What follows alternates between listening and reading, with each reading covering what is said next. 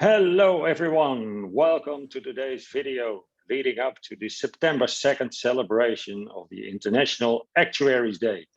We're speaking to different actuaries around the world to get their views and perspectives on the profession. And I'm very pleased to be accompanied today by Edward Fries, who is heavily involved in the ASTIN. And so welcome, Edward. And yeah, what does the International Actuaries Day mean to you? Could you tell us more about that?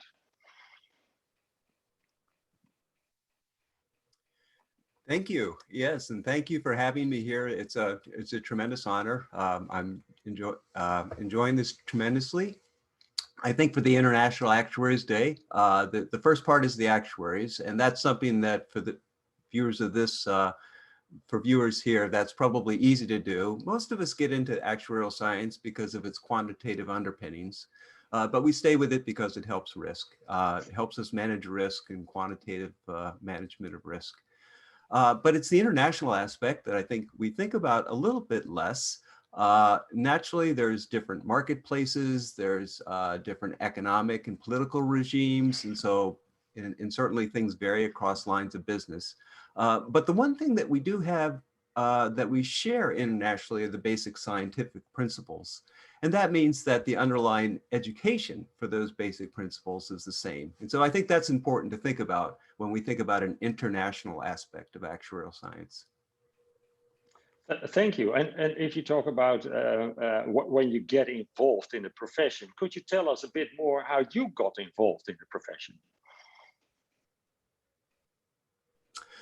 Yeah, well, let me again emphasize the international aspects of how I got involved. I started my career working for a consulting firm in the US. And then after that, I worked for a consulting firm in New Zealand. And then finally, I went up to the Government Actuaries Department in London. But after that little stint in I've been since working in academia, mostly at a US university, and and now I have an appointment with an Australian university as well. Over that academic career, I've had opportunities to go to conferences in many different countries. And so again, appreciating the international aspect, and then also to teach short courses.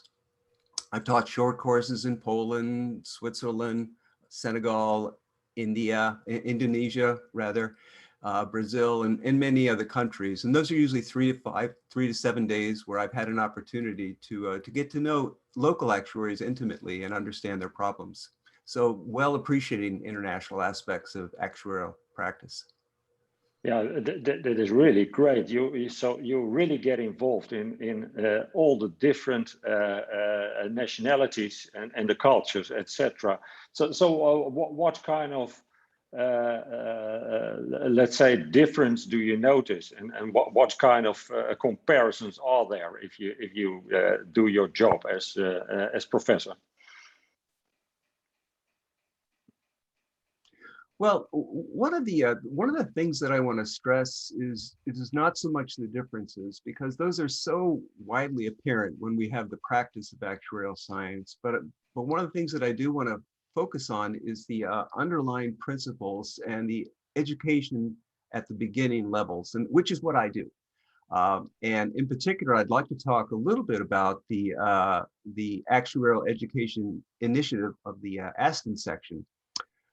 Because education, I think there's little disagreement amongst actuaries that that's the lifeblood of any profession. We need education to disseminate new ideas so that the profession can thrive and compete. And within the world of education, there's been a movement recently about something called an open educational resources. And those are resources thinking about education as a public good and should be shared by all. Now, the open educational resources, for example, you can think about things that we use all the time, like online encyclopedias such as Wikipedia. We can think about learning platforms such as Duolingo for language, or Code Academy for languages, DataCamp. And then you can even think about free software such as R and Python. So open educational resources is a growing movement throughout the world. And the ASTIN section then has decided to get involved in that, or to help that on the actuarial perspective, by promoting this group called the ASTIN Academy. And let me just read the mission statement of that to give people an idea of what that's about. The mission of the ASTIN Academy is to provide high quality, free educational materials in non-life insurance to actuarial students across the world.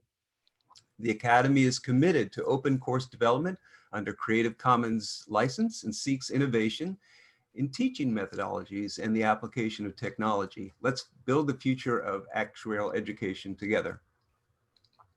So our pilot project is developing a short course on lost data, and we're using that as a short course based on an open textbook that many members of the profession have developed.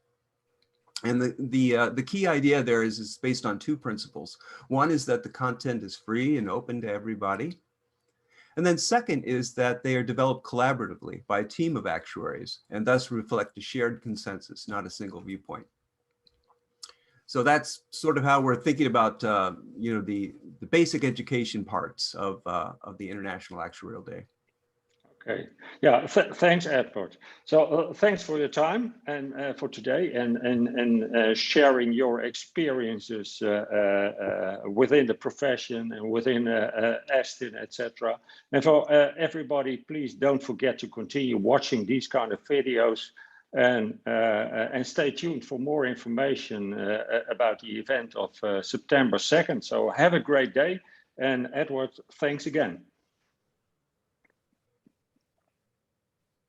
Thank you.